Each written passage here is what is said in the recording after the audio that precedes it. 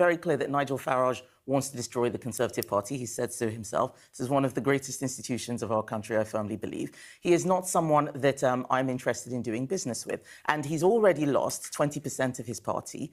Rupert Lowe himself, someone who came in wanting to make Farage Prime Minister, says that man must not be Prime Minister. So let the people who've worked with him speak for him. Take that, Nigel. Kimi Badenoch has just proved why reform doesn't stand a chance. Right. Before we get into this absolute political earthquake happening in Manchester, do me a favor and hit that subscribe button, because what I'm about to break down is something the mainstream media won't tell you straight. And trust me, you'll want to be here when the fallout from this hits Westminster. Now then, let's talk about what just happened at the Conservative Party conference, because Kimi Badenoch has just thrown down the gauntlet in spectacular fashion, and Nigel Farage must be absolutely seething. For months, we watched Kimi take hit after hit from critics who've been circling like vultures. Haven't we? They've been relentless. Too slow, they said. No vision, they claimed. Meanwhile, Nigel Farage has been prancing around like he owns a right-wing vote, making promise after promise, stealing headlines, positioning Reform as the only party that actually understands what working people want. The Tories look finished, didn't they? Third place in the polls, hemorrhaging support to Reform, looking like yesterday's news. But here's the thing about being underestimated in British politics. It gives you time to sharpen your knives whilst everyone else is busy celebrating your supposed demise. Manchester has just become ground zero for the Conservative comeback, and what we're witnessing isn't some half-baked attempt to stay relevant. This is a full-throttle, no-holds-barred policy blitz that's been meticulously crafted to cut Reform off at the knees. And it's bloody brilliant timing. Let me walk you through exactly why Nigel should be worried, and I mean properly worried. Not the performative concern he'll display on GB News whilst claiming he's still winning. The Conservatives have just unveiled a policy platform so comprehensive, so boldly conservative with both a small and capital C, that it's making Reform's promises look like amateur hour at the local council meeting. First up, the European Convention on Human Rights. Now, this has been the elephant in the room for years, hasn't it? Every single time we tried to deport foreign criminals or implement sensible immigration controls, some European judge in Strasbourg waves their finger and says, no, you can't do that, human rights and all that. It's been maddening. Reform has been dining out on this for months, promising they'd leave the ECHI if elected. Bold promise, gets the base excited, classic Farage playbook. But here's where it gets interesting. Kimi hasn't just matched that promise. She's put it front and center at party conference with the full backing of her shadow cabinet. This isn't some fringe proposal from a party with 5 MPs. This is the official Conservative Party, the party that's actually governed this country, the party with the infrastructure and experience to actually deliver it, saying they will leave the ECHR. That's massive, and it completely neutralizes one of Reform's biggest selling points. But she didn't stop there, did she? Because leaving the ECHR opens up a whole world of possibilities that Labour simply cannot and will not pursue. We're talking about reviving the Rwanda scheme, that much maligned but potentially effective deterrent that would have sent illegal asylum seekers to Rwanda for processing. Say what you want about the optics, but the policy had teeth. It would have worked, and now it's back on the table. More importantly, though, the Conservatives have announced something even more controversial, a pledge that nobody who enters the UK illegally will be able to claim asylum. Full stop. No exceptions. You came here illegally, you don't get to stay. That's a kind of uncompromising stance that Reform claims to have a monopoly on, except now the Tories are saying it with the credibility of a party that's actually run the Home Office. And then there's this new removal force they're proposing, modeled on America's Immigration and Customs Enforcement Agency. Now, ICE is absolutely despised by the left in America, which is precisely why announcing something similar here is so clever. It shows the Conservatives aren't afraid of left-wing pearl clutching anymore. They're not trying to win over Guardian readers. They're going straight for the jugular, targeting voters who are absolutely fed up with illegal immigration and want to see a government that will actually do something about it, not just talk about it. Reform can promise the moon all they want, but the Conservatives are showing they have an actual plan with actual mechanisms to deliver actual results. Now let's talk about the economy, because this is where things get really interesting and where the Conservatives are playing chess while everyone else is playing checkers. Shadow Chancellor Mel Stride stood up and announced plans to save £4 to £7 billion. 4 to 7 billion. That's not a rounding error. That's serious money. And how are they going to do it? By making the kind of tough decisions that Labour won't touch with a 10-foot pole. They're going to stop benefit claims for people with low-level mental health problems. Now, before anyone starts screaming that this is heartless, let's be adult about this for a moment.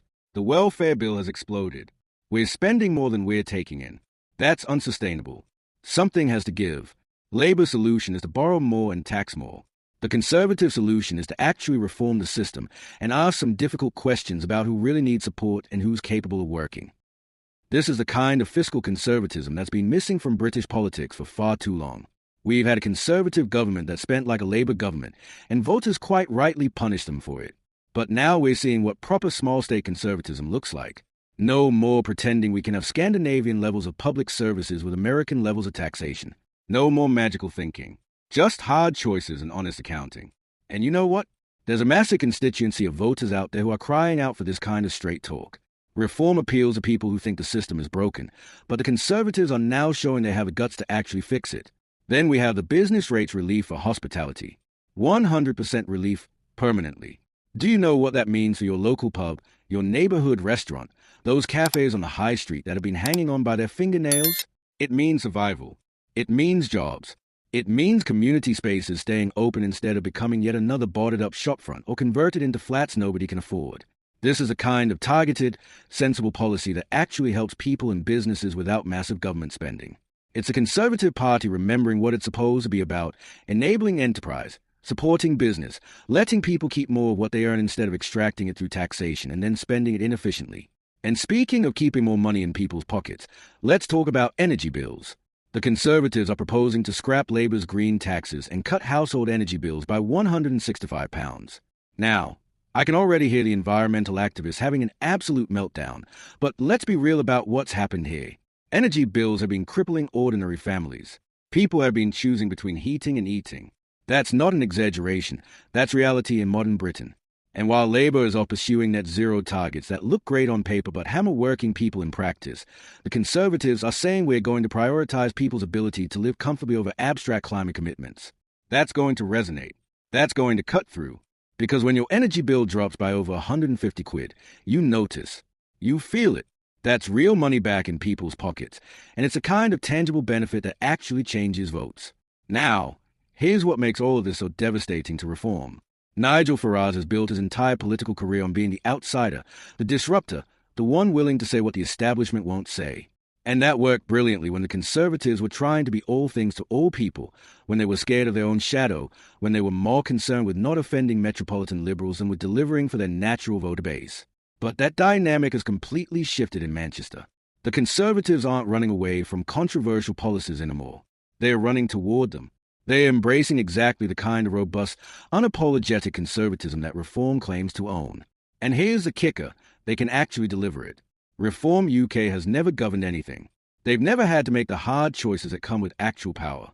They've never had to navigate the civil service, manage departmental budgets, negotiate with stakeholders, draft legislation that can actually pass parliamentary scrutiny. They are great at making promises and whipping up enthusiasm, but when it comes to implementation, they are completely untested.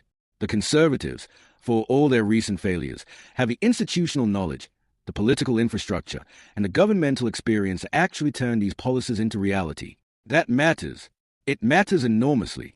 Kimi's strategy here has been absolutely masterful, and it's only now becoming clear why she took so long to unveil these policies. She wasn't being slow or indecisive. She was being deliberate. She knew that if she came out swinging immediately after becoming leader, she'd be dismissed as desperate or pandering. So instead, she spent months rebuilding the party's credibility, demonstrating that she was serious about changing the Conservative Party's direction, getting her ducks in a row. And now, with conference season upon us, she's unleashed a policy platform that's been properly thought through, properly costed, properly planned. It's not pie-in-the-sky promises. It's a genuine alternative government program.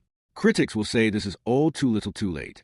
They'll point to the polls showing Conservatives in third place and argue that no amount of policy announcements will save them now. And look, they might be right in the short term. Nobody's expecting the Conservatives to shoot up to first place next week. Politics doesn't work like that. Trust takes time to rebuild. Voters who've been burned aren't going to immediately come running back just because of a few good speeches in Manchester. But here's what those critics are missing. We're potentially 2 or 3 years away from a general election. That's an eternity in politics. Labour is already struggling to deliver on their promises. The honeymoon period is over. People are starting to remember why they had doubts about Starmer in the first place. And as Labour flounders, as the reality of governing hits them, as they make the inevitable compromises and U-turns that all governments make, the Conservatives will be there offering a clear, coherent alternative. Not the confused mishmash of the last Tory government, but a properly conservative platform that knows what it believes and isn't afraid to say it. That's the long game here. Manchester isn't about winning tomorrow. It's about laying the groundwork for winning in 2 years, 3 years, whenever the next election comes. It's about showing voters that the Conservative Party has learned from its mistakes, that it's remembered what it stands for, that it's ready to be a serious party of government again. Reform's entire appeal is based on the idea that the Conservatives are finished, that they are too weak in compromise to ever deliver what right-leaning voters actually want. But what if that's not true anymore? What if the Conservatives can offer everything Reform promises, but with the added bonus of actually being able to implement it? That's an existential threat to Farai's entire project. His whole pitch falls apart if the Tories get their act together. And that's exactly what's happening in Manchester. Now, we've still got more days of conference to come. We're expecting major announcements on crime, on making sure courts actually punish criminals properly, on law and order more broadly. If those announcements are anywhere near as robust as what we've already seen, if they continue in this vein of uncompromising conservatism, then Reform really should be worried. Because the political space they've been occupying, that gap between what voters want and what the main parties are willing to offer, is rapidly closing. The Conservatives are moving into Reform's territory, and they are doing it with more credibility, more resources, and more ability to actually deliver. Will it work? That's a million-pound question, isn't it? Voters are skeptical. They've been burned before. They've heard promises from the Conservatives that didn't materialize. They've watched Tory governments fail to control immigration, fail to cut taxes, fail to deliver the kind of robust conservatism they voted for. Why should they believe it'll be different this time? That's a challenge Kimi faces. That's a hill she has to climb. But here's the thing. She's at least trying to climb it. She's at least putting forward a vision that speaks to Conservative voters. She's at least showing some political courage. And in the current landscape, where Labour is already disappointing people and Reform is unproven, that might just be enough. Look, nobody's claiming the Conservatives are suddenly going to storm back to power tomorrow. Politics doesn't work that way. But what we're seeing in Manchester is a potential beginning of a comeback. It's the Conservatives remembering who they are and what they stand for. It's them putting forward policies that are genuinely conservative, genuinely appealing to their natural voter base, and genuinely different from what Labour is offering. Whether that translates into votes remains to be seen. Whether the British public is willing to give them another chance remains to be seen. But for the first time in a long time, the Conservatives look like they might actually deserve that chance. This conference could be the moment historians look back on and say, that's when the fight back began. That's when Kimi Badenoch proved she wasn't just a placeholder leader, but someone with a genuine vision for the country. That's when the Conservative Party stopped apologizing for being conservative and started embracing it. And that's when Reform UK started to look less like the future of the British right, and more like an unnecessary middleman. Take that, Nigel indeed.